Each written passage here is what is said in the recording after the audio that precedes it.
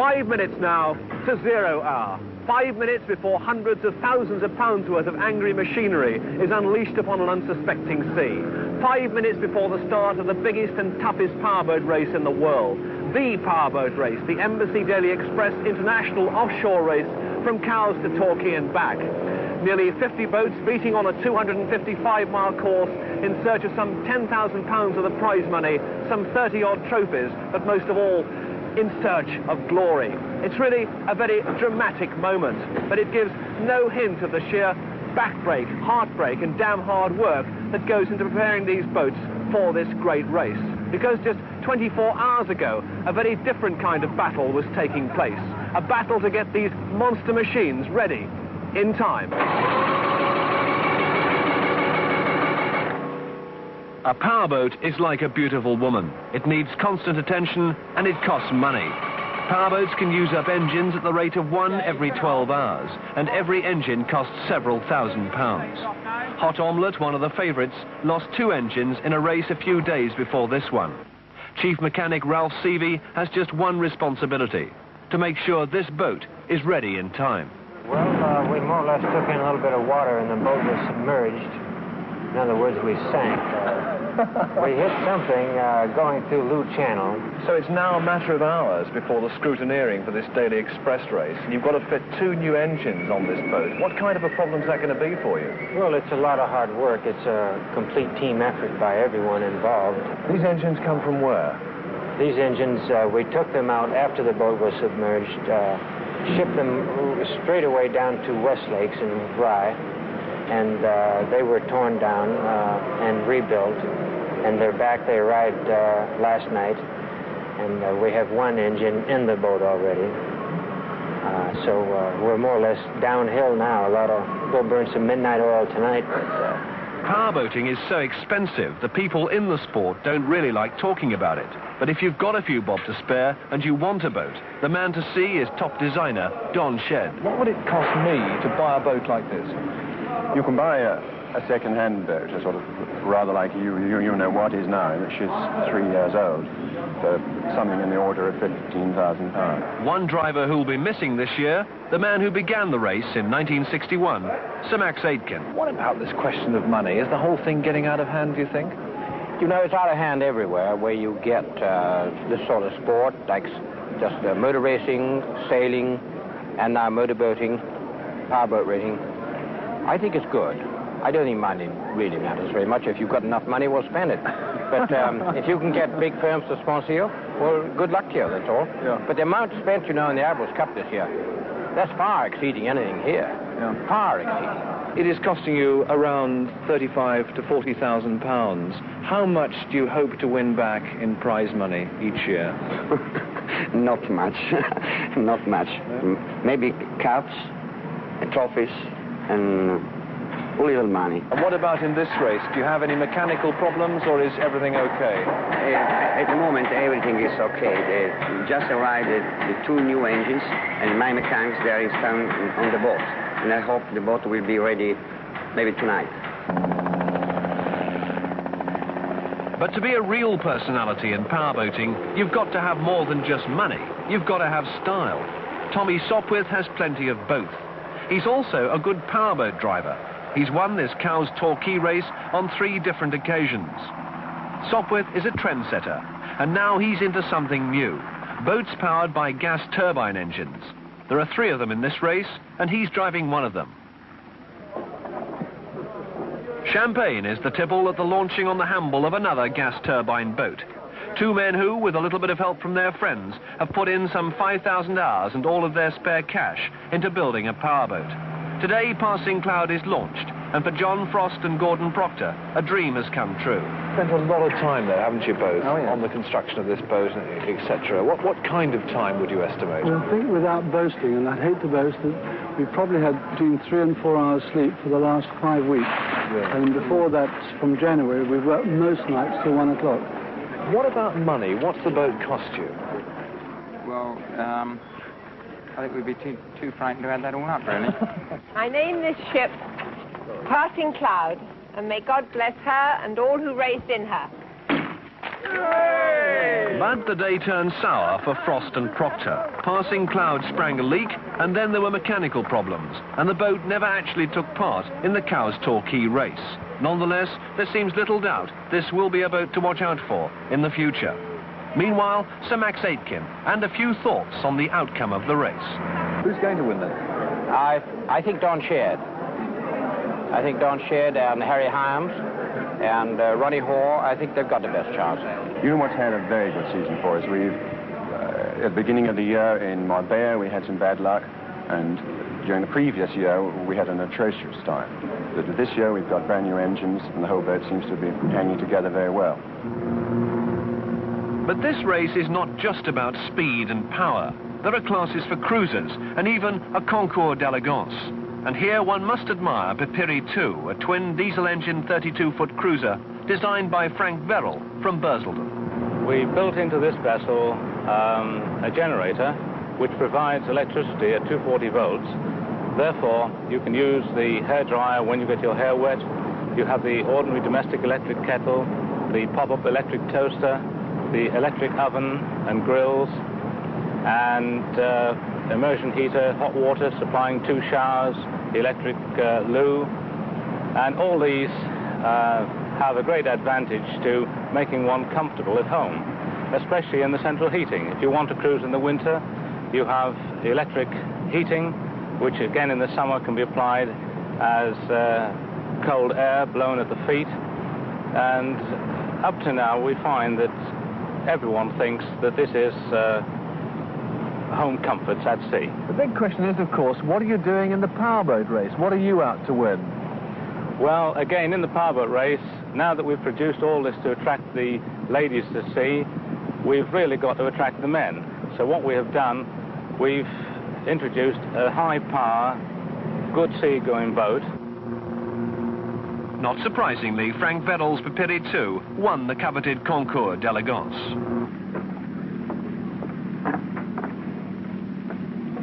Cowes, Friday, midday. The start of the race is only hours away. This is the scrutineering, where every boat is thoroughly checked to make sure it's not breaking any of the rules and regulations of its particular class. It's here that one really becomes aware of the immense power of these machines, aware also of the men and women who drive them, aware suddenly that these are far from ordinary characters. It's been said of you that your real claim to fame is that you specialize in blowing up engines, and you once had a boat called Catapult in which you blew the engines up every time except for 2 races. Is that right? Didn't finish one single race properly in 18 months. We rebuilt it 18 times, yeah. What's the kick for you, John? I mean, it sounds as though it might be speed. I mean, is that the big thrill as far as you're concerned? It's speed and power and noise and love the sea and water, yeah.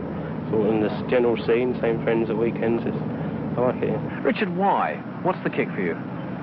Oh, it's the speed, it's the challenge of and the achievement of doing something like this, of getting there in one piece, the thrill of putting it all together, the navigation, the engines, keeping the whole boat in one piece. I just love it. I mean, I've been brought up in the powerboat practically. Yeah. So I haven't had much choice. What about Mum? As far as you're concerned, Lady Aitken, what is the appeal? Because, I mean, you've been doing it for so long now, with tremendous success, really. Well, I think it's fun if you drive your own boat. It's not really a lot of fun crewing somebody else. And anyway, I get seasick unless I drive. How technical are you? I mean, suppose you have a breakdown at sea tomorrow. How equipped are you to be able to try and solve it yourself? I mean, how technical are you, in other words? Well, myself, not really at all. No? I fiddle around and sometimes manage to mend something by mistake. But as an engineer, I'm no good at all.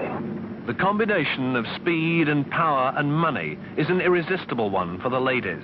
And like their counterparts in Grand Prix driving, the powerboat men find themselves surrounded by attractive admirers.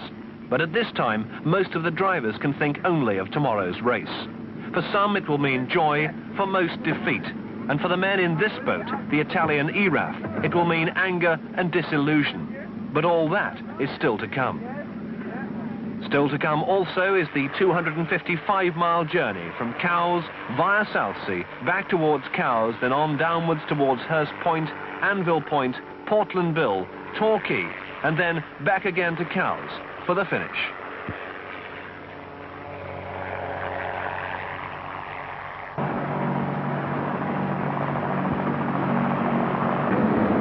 only a matter of seconds now before the start of this great race, and what an impressive rolling start it's going to be. 45 boats have made it to the start of this race, and what a really dramatic scene all round us. A great armada of boats here come to see the start of this race. Helicopters in the sky, wind 3 to 4, light breeze, and that really is the perfect compromise between the dead flat calm the small boats wanted and the rough seas the big boats wanted. They're hitting that start line now, and away they go now at the start of this 1973 International Offshore Powerboat Race. And what a race we've got in prospect.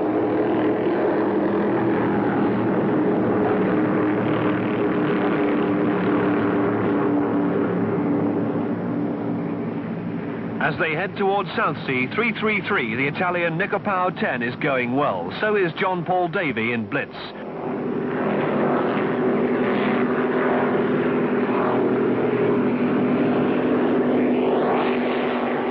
And right there among the leaders, 717 You Know What, driven by its designer Don Shedd, and with him the boat's owners Harry Hyams and Ronnie Hall. And this 37-footer, built by Enfield Marine on the Isle of Wight, is going to take some stopping. The Solent is now a churning mass of water and boats. It's at this stage of the race that accidents are most likely to happen.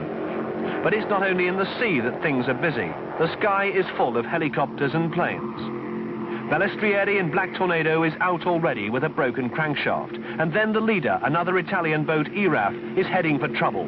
The navigator is Englishman Derek Lloyd. We took all the boys all the way around. We were just coming back past the fort on the way to the Mother Bank Buoy.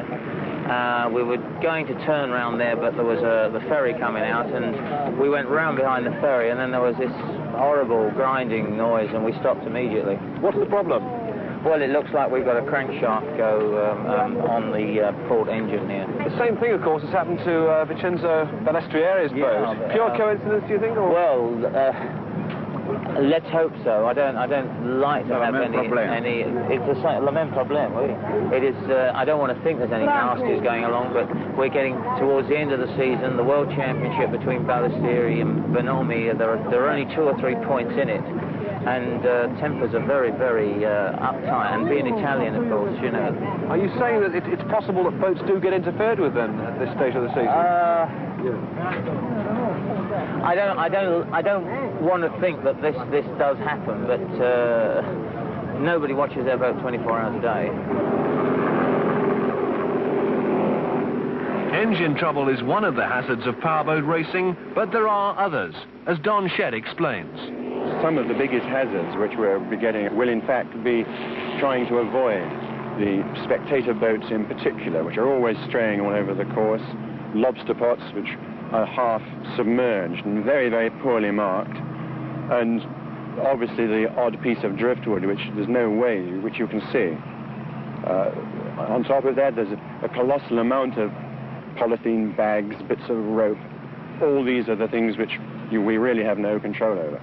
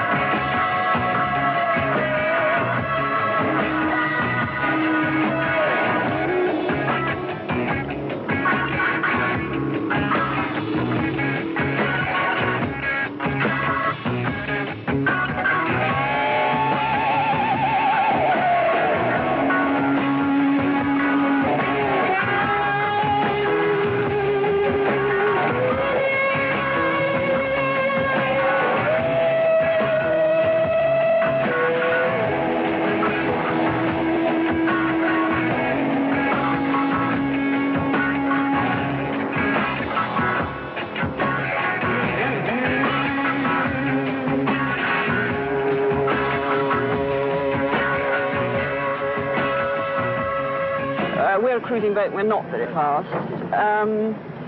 If it happened to be a little bit rough, we'd come off better because our top speed wouldn't be more than about 36, 37 knots, but at least we can keep that up in a rough sea. We just go plowing straight on. It's slow, but if it was rough, it might stop some of the fast boats, whereas it wouldn't stop us. I am permanently afraid, much more afraid of running into somebody else or doing some damage or doing something I shouldn't than of the actual boat and start and race and everything. It's absolutely essential not to have an accident, any sort if one can avoid it.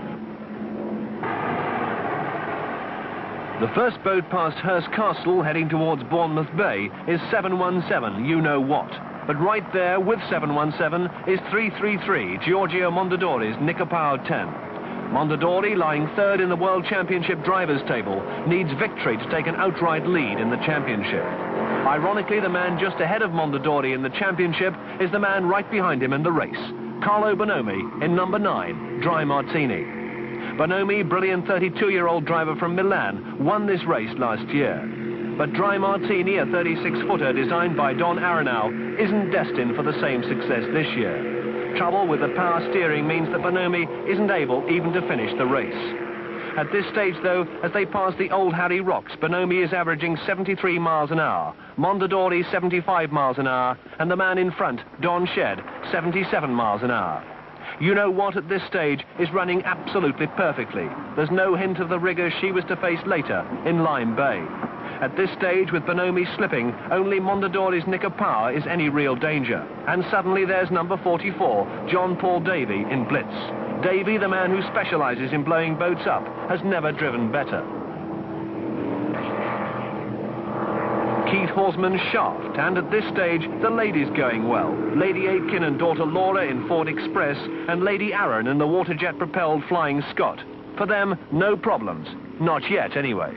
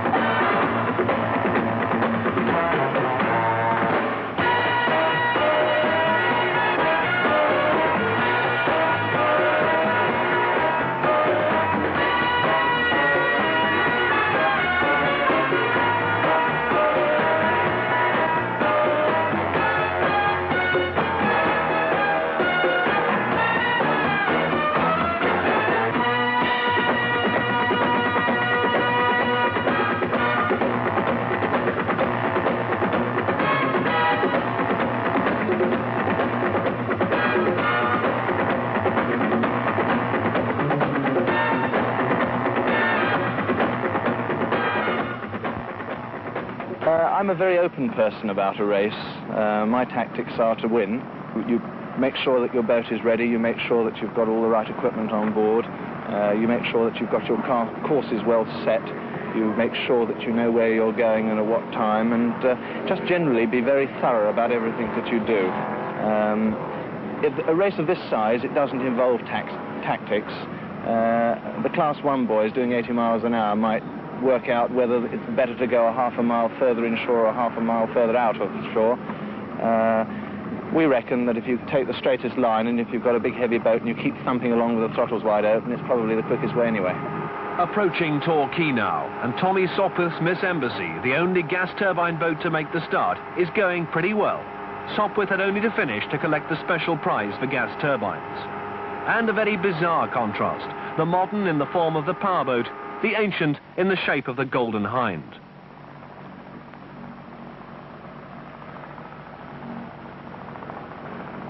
Torquay used to be the end of the race. Now it's just the halfway stage. And at this halfway point, it's still 7:17, you know what, the clear leader. And Don Shed still managing to keep his average speed in the high 70s. Mondadori's Nico Powell still second. John Paul Davies' Blitz now in trouble. Mike Bellamy's HTS, Richard Benge's Telstar, and Richard Lawson's Passport Scotch Whisky. These are the new contenders. Meanwhile, problems for number 500, James Tange's Ultimatum, but he restarted and finished 6th. But the end of the race for Lady Aitken and Ford Express, and Lady Arran retired at Weymouth.